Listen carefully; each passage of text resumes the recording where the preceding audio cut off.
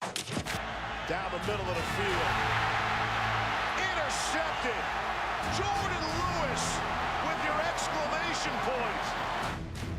4 seconds to go. Game's on the line here. Fires long for the end zone. The caught by Tennessee. Tennessee wins! Jennings makes the catch in the end zone in the last play of the game. To the right, to the 10, pulls out of a tackle to the 5. Lamar scores! Watson pitches it across the middle. Touchdown, Williams! Leggett rumbling free down inside the 10, scores! Jackson flips it short, quick, spins out of bounds, did not get there. Marcus Edmond saves the game for Clemson.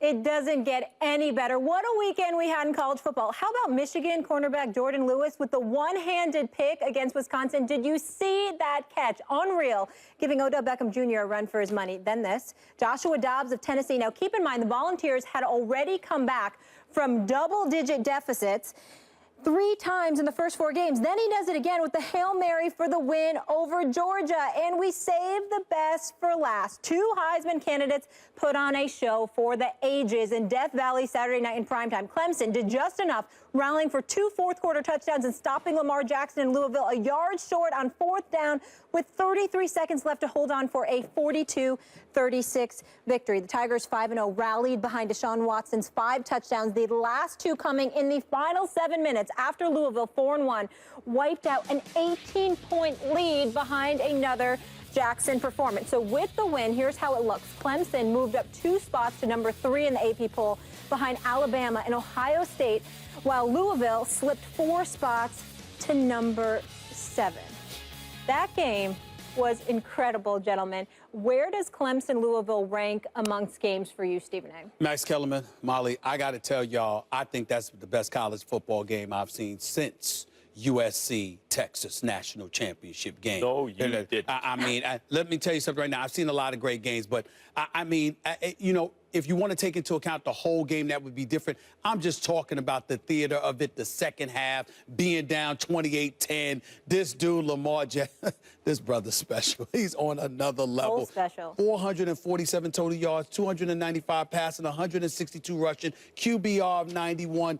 He was absolutely sensational in the second half. In the first half, I thought he was a little bit rattled. They did a good job getting some pressure on him, keeping him contained, not letting him get on outside the edges. They did all of that and then some. They were all over him, and they were pressuring him, and Louisville wasn't doing the greatest job in the world of protecting him. Not to mention the fact Clemson was getting a little bit dirty, okay, especially under the, you know, in the pile when somebody looked like they were damn near trying to strangle him, for crying out loud. It was like, you know, he got up, he was furious, and he should have been, because he was clearly being choked. And the guy was almost like the guy was trying to suffocate him. Having said all of that, I thought their coach did a great job of highlighting going into the half. We've got to stay composed. They've rattled us a little bit. We're getting a little bit too emotional. We need to calm down. They came out, and it was the Lamar Jackson show. No question about it. Now, Deshaun Watson showed up. Inaccurate with the long ball. Few interceptions, should not have been thrown, ill-advised passes. I was not impressed overall, you know, in terms of seeing that from him, because I don't want to see that from him. After the greatness that I saw from him in the national championship game, I need to see Deshaun Watson playing better. But when it really counted, Mike Williams, 20-yard TD pass. Jordan Leggett, 31-yard TD pass. Both from Watson in the last 7 minutes. When the game got tight, I saw that dude from the national championship game. The guy that sat up there and said, the moment has arrived. It is mine to take. Let me do what I do. And I thought that Deshaun Watson stepped up. Lamar Jackson didn't fold beneath that pressure. He responded to the challenge. That receiver, I mean, you got to try to get there. You got to fight for the You got to fight for the first down. You got to fight for the first down. You can't. I mean, he didn't even fight for the first down. I don't want to go at a kid, you know, who That's right. there was no first down marker, all that stuff. But you got to fight for it. We agree with that, because we want to be guarded when it comes to college kids. Yeah. But you got to fight for that first down. You know, and it was almost like Lamar Jackson was just sick to his stomach, because it was almost like he said, damn, I should have kept it myself. I should have just kept it myself and found a way to do it myself rather than throw it to yourself, because you got to fight for that first down. But in the end, Deshaun Watson showed up. What did he have? He had 5 TDs, okay? Okay. He passed for 306 yards. He wasn't sacked 1 time. Lamar Jackson was sacked 5 times, which to me makes Lamar Jackson's performance even that much more impressive, because he was clearly under duress and still responded to the challenge. It was special to watch. There's so much it was here. special to watch. There's so much And here by I the way, want to say. And I watched Washington. I couldn't believe they stomped Stanford like that. Right. Stomped them on both Right. sides. And Michigan, Wisconsin was impressive too. And Tennessee, just a Hail Mary. But I'm not that impressed with Tennessee, even though they're undefeated. I'm just not. Crazy finish. There's so much to say. First of all, just Deshaun Watson and Lamar Jackson. One's 21, one's 19. Lamar Jackson's already better in passing than he was last year. I expect by the time he's 20, 21 to be better than he is now. And he's still, by far and clearly, the only Heisman choice at this point in the season. He just put more distance between himself and everybody else with that performance, even in a loss. Before I say anything else, Jordan Lewis's catch. Oh. I just need to mention it. Spectacular. That's one of the best Can we see that catches. video again? That's I mean, one of the best catches I've ever seen. Never mind the fact that it was an inter-freaking-ception. Yes. It was an interception, but even if it wasn't, that's one of the best catches I've ever seen. Look at this right here. It's Look at unbelievable. What an interception. Look at this. I said, ooh. And if you look, the angles show Ridiculous. he reached behind his body, fully laid out, one-handed catch. How do you have control Might be the from that best. angle? Might be the best cornerback in football. It's in college football right now. unbelievable. Might be unbelievable. interception. Also, I got to say about so I just wanted to give Jordan Lewis his props. I got to say about Lamar Jackson. He's one of the best runners with the football I've ever seen college or pro. Like, think about the great runners. My dad used to tell me about Gale Sayers. Bigger version and of you Michael Vick. You could see Gale Sayers in the clips. Oh, my God. O.J. Simpson, who people don't talk about anymore because for obvious reasons, but was an amazing runner of the ball. Michael Vick at the quarterback position. Bigger version of Michael Vick to me. By the way, Reggie Bush in college, Barry Sanders in the pros. Lamar Jackson has already established himself. He doesn't have the longevity, but when you think about the special runners you've seen holding the ball, you're going to think about Lamar Jackson so far. He has an ability. It's not like the cutting that you see from like a Barry Sanders, but he glides through defenders. It's unreal. And with the chips on the line, was making good passes in addition to running, driving them down the field. It's not his fault that his receiver didn't fight for the extra yard. I want to talk about Louisville. Louisville is in the last phase of becoming a truly great team, which is learning how to win on the road. And when people say that, it sounds so cliche and terrible. What does it mean?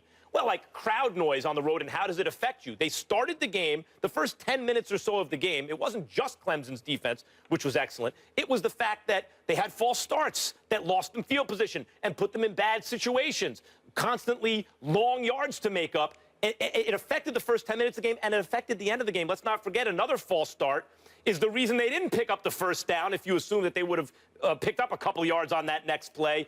And ultimately, the reason they lost the game. So that's what it means to learn to win on the road, and that's the final step they have to take. And Petrino's got to do it as a coach to beat a good team on the road and all that stuff. And yet, all that said, I still think Louisville can run the table. I still think they can win a national title. This is this early in the season on the road against Clemson in a game I really feel watching. They should have won that game.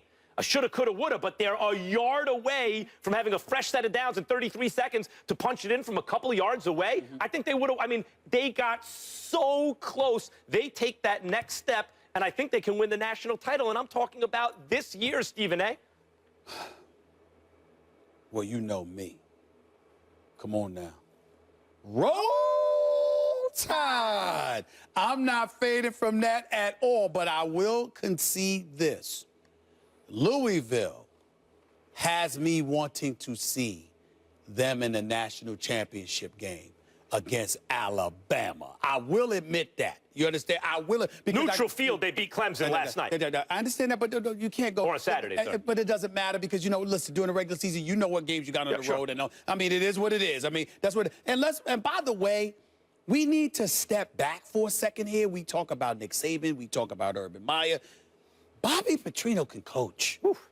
I mean, this dude was at Louisville back, 2003 to 2006, went to Arkansas. We know he had the troubles there, went to Western Kentucky for 1 year, then comes back to Louisville. Bobby Petrino's record as a college coach is 104-40. This dude, I mean, he had his transgression off the field with the motorcycle and all of that other stuff. I got one bone to pick with you. I got one bone to pick with you before we wrap this up. I got one bone to pick with you.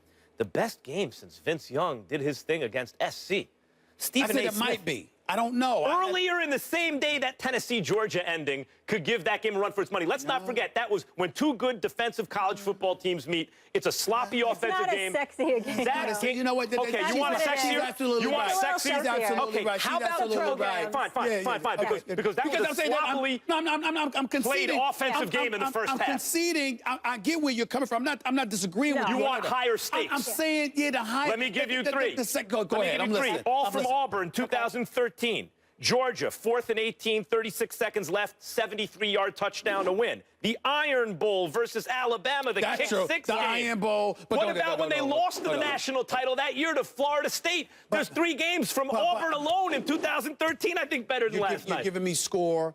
I get that, and you're giving me those moments, and I get that too, because that Iron Bowl broke my heart because I picked Alabama to win that game, and then I couldn't believe it. I just couldn't believe it. A kick six, yes, I couldn't believe it.